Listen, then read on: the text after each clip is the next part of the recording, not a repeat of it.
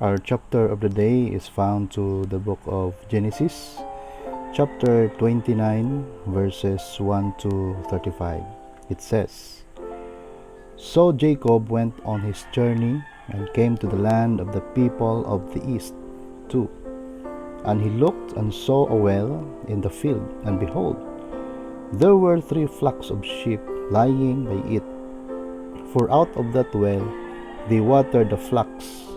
A large stone was on the well's mouth. 3. Now all the flocks would be gathered there, and they would roll the stone from the well's mouth, water the sheep, and put the stone back in its place on the well's mouth. 4. And Jacob said to them, My brethren, where are you from? And they said, We are from Haran. 5. Then he said to them, Do you know Laban, the son of Nahor? And they said, We know him. 6. So he said to them, Is he well? And they said, He is well. And look, his daughter Rachel is coming with the sheep. 7. Then he said, Look, it is still high day. It is not time for the cattle to be gathered together. Water the sheep and go and feed them. 8. But they said, We cannot until all the flocks are gathered together, and they have rolled the stone from the well's mouth. Then we water the sheep. 9. Now while he was still speaking with them, Rachel came with her father's sheep, for she was a shepherdess. 10. And it came to pass, when Jacob saw Rachel, the daughter of Laban, his mother's brother, and the sheep of Laban, his mother's brother, that Jacob went near and rolled the stone from the well's mouth, and watered the flock of Laban, his mother's brother. 11. Then Jacob kissed Rachel, and lifted up his voice and wept. 12. And Jacob told Rachel that he was her father's relative, and that he was Rebekah's son. So she ran and told her father. 13. Then it came to pass, when Laban heard the report about Jacob his sister's son, then he ran to meet him, and embraced him and kissed him, and brought him to his house. So he told Laban all these things. 14. And Laban said to him, Surely you are my bone and my flesh. And he stayed with him for a month. 15. Then Laban said to Jacob, Because you are my relative, should you therefore serve me for nothing? Tell me, what should your wages be? 16. Now Laban had 2 daughters. The name of the elder was Leah, and the name of the younger was Rachel. 17. Leah's eyes were delicate, but Rachel was beautiful of form and appearance. 18. Now Jacob loved Rachel, and he said, I will serve you 7 years for Rachel your younger daughter. 19.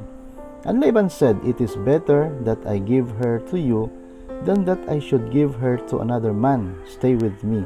20. So Jacob served 7 years for Rachel, and he seemed but a few days to him because of the love he had for her. 21. Then Jacob said to Laban, Give me my wife, for my days are fulfilled, that I may go in to her. 22. And Laban gathered together all the men of the place and made a feast. 23. Now it came to pass in the evening that he took Leah his daughter and brought her to Jacob, and he went in to her. 24. And Laban gave his maid Zilpah to his daughter Leah as a maid. 25. So it came to pass in the morning that, behold, it was Leah. And he said to Laban, What is this you have done to me? Was it not for Rachel that I served you? Why then have you deceived me?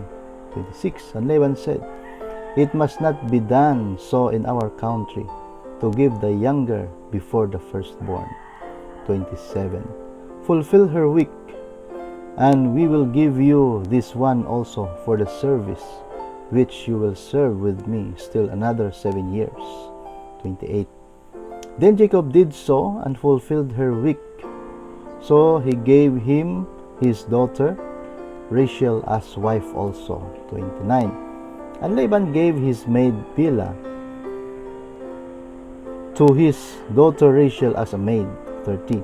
Then Jacob also went in to Rachel, and he also loved Rachel more than Leah, and he served with Laban still another 7 years. 31.